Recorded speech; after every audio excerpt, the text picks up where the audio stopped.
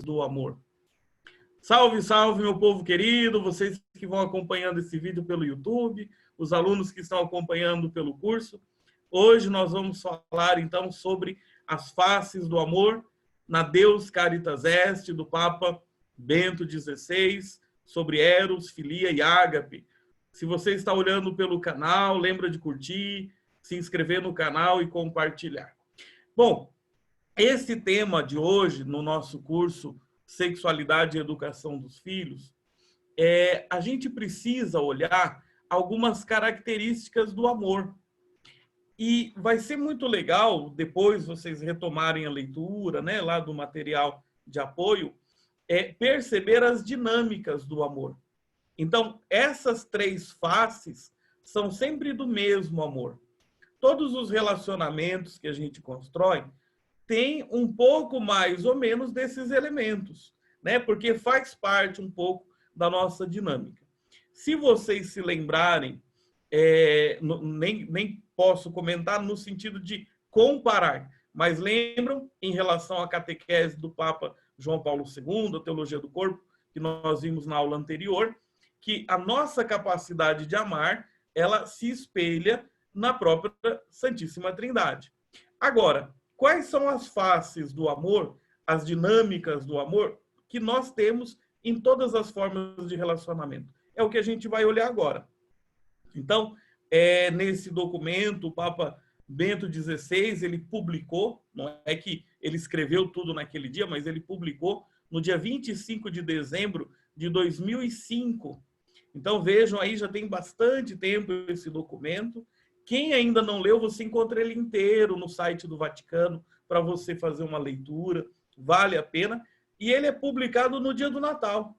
Então, no dia do Natal, 25 de dezembro de 2005, o dia da encarnação do amor, né? O dia do nascimento, né?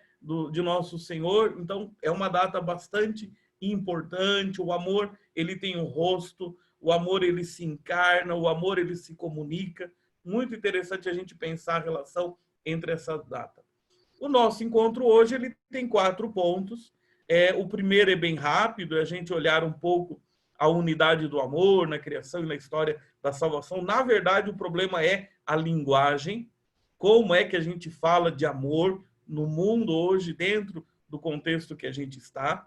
Depois, a preocupação que o Papa faz em relação ao Eros e ao Ágape. A gente vai ver, na verdade, 3 palavras, mas na passagem do documento, ele está bastante preocupado em mostrar o equilíbrio entre Eros e Ágape no relacionamento. Depois, a gente vai olhar a novidade da fé bíblica, o que para nós, como cristão, é a novidade em relação ao amor, e, finalmente, Jesus como o amor encarnado e o mandamento de amar. Dentro da nossa da história da nossa fé, da criação, da história da salvação, a pergunta que a gente sempre enfrenta, a grande pergunta da nossa vida é sempre essa: quem sou eu? E quem é esse outro que me chama à existência? Independente das religiões ou de alguém que seja ateu, né? No geral, as pessoas vão entender que a sua existência não vem de si mesmo. Mesmo que alguém acredite que veio do nada, né? Mas, de algum modo, você apareceu. Isso é um acaso, isso tem uma intenção. Independente disso, você sempre vai se perguntar que lugar você ocupa no mundo e o que o mundo diz para você.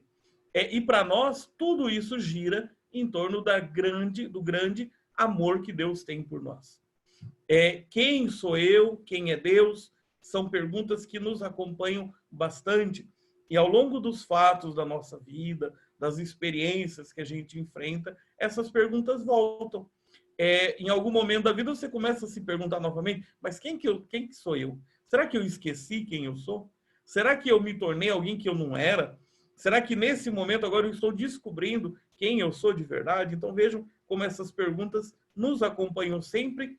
E por que essas perguntas, elas crescem, elas se transformam? Porque nós somos a imagem e semelhança de Deus, que é mistério. Então sempre tem alguma coisa a mais, para a gente se conhecer, para a gente se descobrir também. Agora, no nosso contexto, no nosso momento, a gente tem um grande problema, que é a linguagem. Quando eu digo eu amo, eu posso colocar como objeto desse amor, por exemplo, olha, essa coisa maravilhosa aqui. Eu amo meu time e não nego, mas eu também digo que eu amo a Deus. Eu digo também que eu amo nhoque, que eu amo tortinho. Agora, então, nesse momento, o Papa Bento XVI, ele se pergunta: como é que eu interpreto o verbo amar se eu coloco tantas coisas como objeto do amor? Então, se eu posso dizer que amo a Deus, que amo o meu próximo, que amo o meu time, que amo uma comida, o que realmente significa o amor? Aí a gente precisa olhar como que hoje as coisas elas estão um pouquinho esvaziadas. Você tem como uma caixa, você esvazia, apresenta a caixa, mas você não sabe o que tem ali dentro. Então, atrás da palavra amor pode significar tanta coisa, pode significar abuso, pode significar má intenção, pode significar usar da outra pessoa e descartar, pode significar entregar a própria vida, pode significar a dedicação num trabalho que ninguém nunca vai, talvez, reconhecer aquilo que foi feito. Essa linguagem do amor é um cuidado que a gente sempre tem que ter.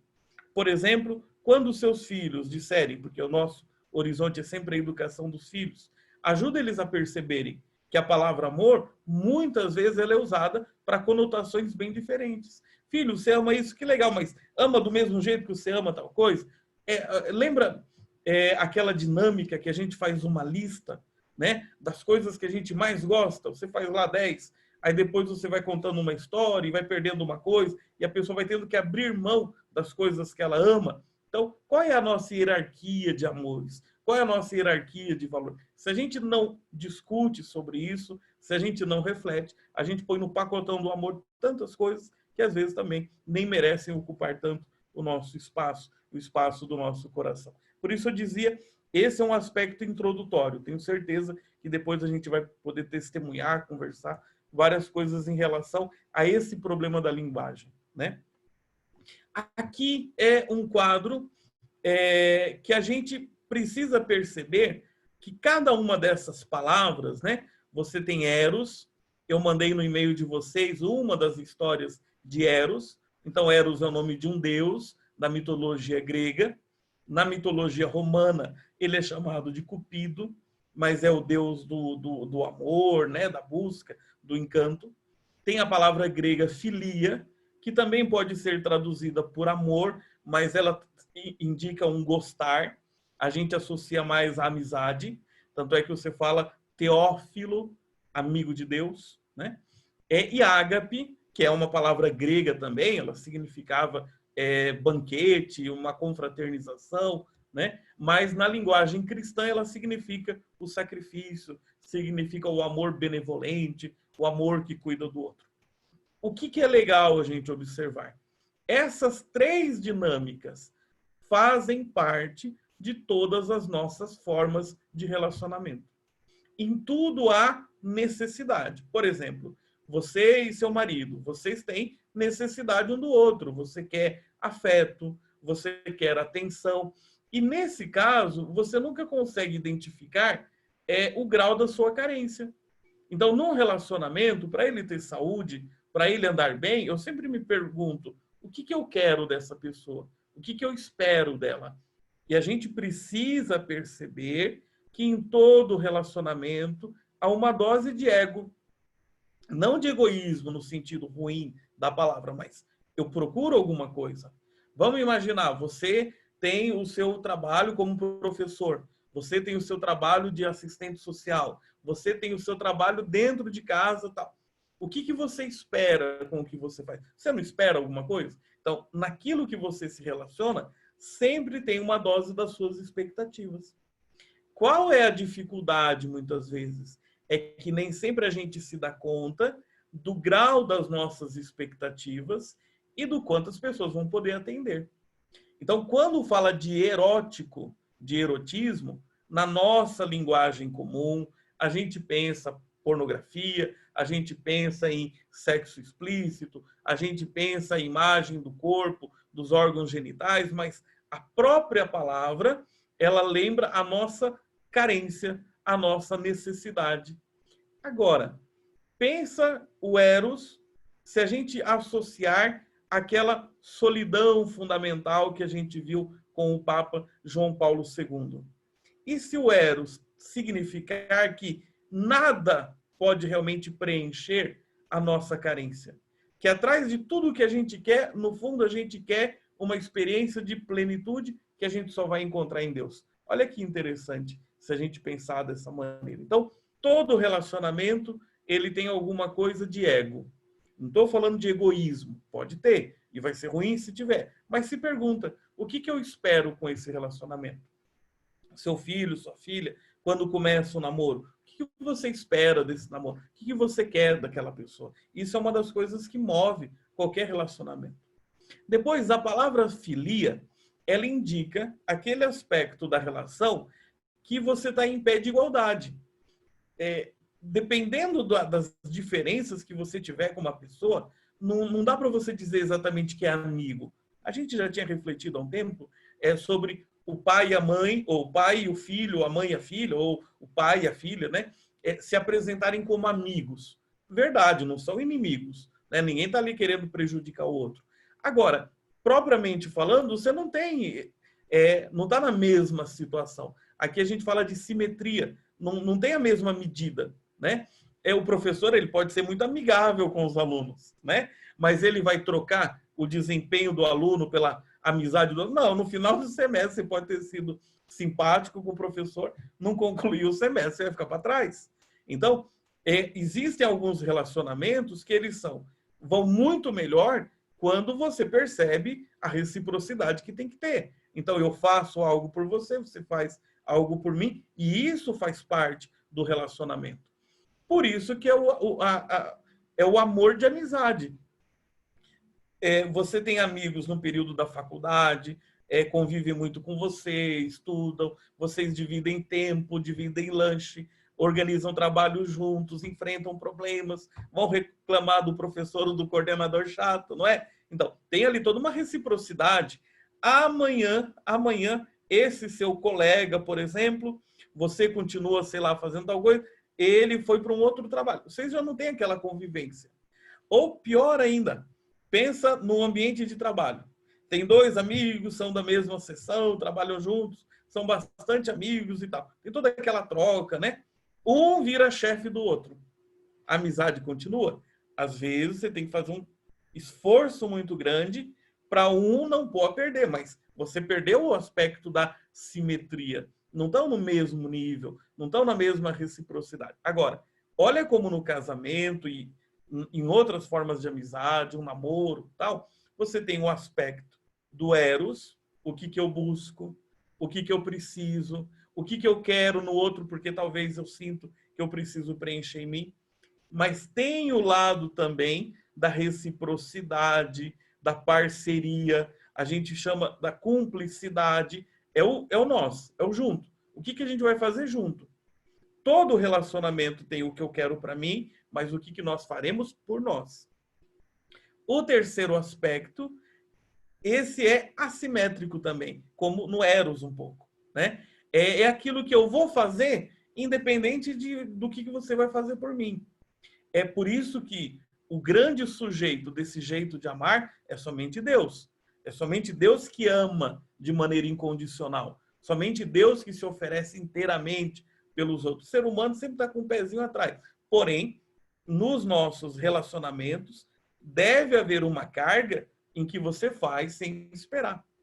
Olha como uma amizade começa a acabar, olha como um namoro começa a ter problema e até um casamento, quando, usando aquela expressão do Augusto Cury, você vai virando um agiota sentimental. Então, você fez uma coisa, aí você cobra 10 vezes aquilo que você fez. Você perdoou e toda vez que você tem a discussão, você joga. Não dá.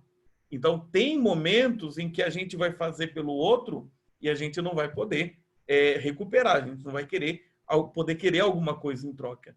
Então, é esse lado do relacionamento que é a entrega, que é a benevolência, que é o de graça, que é a gente não colocar condição. E a pergunta que você faz é: o que eu estou oferecendo nesse relacionamento? E aqui o centro já não é o eu, não é o nós, mas é o outro. Quando a gente consegue equilibrar isso nos relacionamentos, a gente tem relacionamentos que são mais favoráveis. Pode olhar todas as outras formas, dentro do trabalho, na sua profissão, dentro de um ambiente de atividade pastoral numa comunidade, né? Por mais que você diga, eu estou aqui a serviço, eu estou aqui. É verdade, mas você supõe uma colaboração e você espera de alguma coisa também que te preencha. Isso faz parte. Então, todas as relações humanas e as atividades que o ser humano enfrenta, coloca a mão na massa, se envolve, tem uma dose de cada coisa. Tudo bem que a gente usa a palavra erótico, muitas vezes restrita à questão pornográfica, à questão da genitalidade, mas eros significa a nossa necessidade. Quando a gente conversa isso, por exemplo, né, num grupo de adolescentes, você fala que todo relacionamento tem uma carga erótica, a molecada já começa a rir porque pensa bobagem. Mas quando você fala de erótico, você está falando do quê? Daquela carência, daquela pobreza. Se vocês leram a história do e-mail, vocês vão lembrar que a história de Eros é uma mistura também disso, né? Ao mesmo tempo que é um deus, mas é também experiência de pobreza. Muito legal aquela imagem da mitologia. Então, em todos os ramos da nossa existência, então, se você é casado, você tem que se perguntar o que eu espero do meu relacionamento, mas o que nós vamos fazer juntos? E o que eu vou oferecer para o outro? Se você só quer responder uma dessas perguntas ou duas, aí vai ter algum problema em algum momento, né? Não adianta você só se oferecer e não querer nada para você. Uma hora você vai trazer uma conta um pouco maior para o seu namorado, para o seu esposo, para a sua esposa. Tudo tem um pouquinho de cada coisa. Mesmo no sacerdócio, né? Quando eu acompanho algum seminarista novo, né? E às vezes entra assim, como o casalzinho que vai casar ou o casalzinho de namorado acha que a vida vai ser um conto de fadas. Eu falo, não, você também vai esperar alguma coisa do seu ministério, da sua comunidade, do seu relacionamento com a sua paróquia. Você vai contribuir com alguma coisa, tem o aspecto da parceria, da reciprocidade, e tem momentos em que você vai fazer sem poder esperar nada em troca. Mas todas essas dinâmicas estão presentes em todos os relacionamentos. Na vida religiosa, mesmo uma pessoa solteira, né? Ela também vai nos relacionamentos que ela tem com a família, com outras situações, tudo isso sempre está presente. É muito interessante. Aí, querido pai, querida mãe, você vai poder olhar também o lado da maternidade e da paternidade nesses aspectos. Como mãe, você espera alguma coisa do seu filho, você quer alguma coisa deles. Agora, toma cuidado com o querer. O nosso querer, às vezes, é um poço e a gente corre o risco de querer transformar o outro à nossa imagem. Tem uma parceria, tem coisa que os pais vão construir junto com os filhos, mas tem outras coisas que é você que vai ter que tomar iniciativa, é você que vai ter que oferecer mais. Então, tudo isso está presente em todas as coisas. Acho que essa imagem ela é importante. Então, quando eu vejo algum casal passando dificuldade, quando eu vejo algum jovem, né, com o relacionamento ali um pouco abalado, às vezes se gostam, se querem bem, tem uma história juntos, mas dá uma olhadinha se está sabendo responder a essas três perguntas, né? São três faces diferentes de uma mesma experiência. E olha que bonito o Papa Bento XVI, ele diz no número 7, vocês têm no material de apoio. A gente fala, às vezes, de eros e ágape, então o amor, esse da necessidade, da carência, e o amor do sacrifício, da doação, como se eles fossem inimigos. Não. O Papa diz, os dois, em algum momento, eles precisam também se fundir, né? A citação é maior, vocês podem conferir depois, mas ele fala, se o eros permanece sempre, né, como aquele que quer tudo, mas ele não se desenvolve também como ágape, é como se ele não amadurecesse. Então, em fases diferentes da vida, também essa dose de eros, essa dose de filia e de ágape, elas vão se modificando. Isso é fantástico. Se você teve dificuldade na leitura do texto da Deus Caritas Est, retoma depois a partir dessas coisas que eu acho que vai facilitar bastante. Aqui a gente já entra naquilo que é a novidade da nossa fé bíblica. Então, o amor de Deus pelo homem, pelo ser humano, faz com que a gente reconheça que Deus quis a gente por a gente mesmo. Então, a gente já mencionou isso em outro momento. Eu posso falar que a alface ela tem uma finalidade na criação. Eu posso dizer que um determinado animal, um inseto, ele tem uma finalidade. O ser humano, se você pensar a finalidade, é conhecer, amar e servir a Deus, como diria Santo Inácio de Loyola. Mas utilidade a gente não tem. Tanto é verdade que a gente põe o planeta a perder. Então, o homem não vale por ser útil. O homem vale porque ele é imagem e semelhança de Deus. Desde o embrião humano, processo do feto, a criança, uma pessoa com qualquer forma de doença, a gente vale por aquilo que a gente é. E, na verdade, para os seres humanos, a gente nem falaria que a gente vale, a gente falaria que a gente tem dignidade. Porque onde há valor, há troca. E eu nunca posso trocar uma pessoa pela outra. Em relação às pessoas, em vez de valor, a gente falaria dignidade. Porém, isso daí é caso para um outro problema. Olha como no processo da maturidade bíblica, da fé bíblica, muitas vezes a relação de fé vai ser apresentada como um casamento. E isso a gente já viu, principalmente no Antigo Testamento, mas o Papa diz, parece que há um eros de Deus pelo homem. Então, parece que Deus tem uma carência pelo ser humano e se torna ciumento em algum momento. Porém, naquilo que Deus exige, ele também é ágape, ele se oferece. E especialmente a gente vê isso no mistério da cruz. Aqui eu coloquei como síntese, na cruz você tem a máxima expressão de eros, filia e ágape. Porque na cruz você vê o homem nu, pensando na aula da semana passada, a carência do ser humano no seu sofrimento. Jesus pregado na cruz mostra quem de fato a gente é quando todas as máscaras das falsas seguranças que a gente tem, quando tudo isso cai, quem que a gente é? Então, a máxima carência, mas também a máxima solidariedade, porque é Deus ali que está morrendo por nós, é Deus ali que está carregando a nossa dor, nosso sofrimento até o último momento. Mas é também ágape, é Deus que se entrega por nós, é Deus que quer se oferecer para nos acompanhar até num momento mais extremo. Olha como o mistério da cruz, muitas vezes, poderia parecer o momento do abandono, ele se torna para o cristão a máxima expressão do que é amar. É reconhecer a fraqueza do outro, é se solidarizar com o outro e é tentar ocupar um pouco o lugar do outro. E finalmente, cadê aqui? Finalmente a gente entra no mistério de Cristo, que é o amor de Deus encarnado por nós. Então, o Papa, num determinado momento, ele vai dizer, ainda que a gente diga que Deus é invisível, não significa que Deus seja inacessível. A gente tem acesso a Deus e acesso através de Cristo. Então, a fé cristã é sempre fé numa pessoa. A fé cristã ela não é um conjunto, a gente tem o catecismo, a gente tem tanto documento da igreja, mas a fé cristã é sempre aproximar-se de uma pessoa. O ágape, a gente já viu o tema do ethos, naquela aula sobre Paulo, Então, o ágape, que é esse amor de doação, ele sim marca o nosso comportamento com os outros. Os cristãos são os primeiros, por causa do jeito de agir de Deus, é que tomam a iniciativa. Agora, o Papa, ele retoma esse problema do amor a Deus. Como que amar a Deus e ao próximo pode ser um mandamento? E ele diz, é um mandamento porque corresponde à nossa máxima necessidade.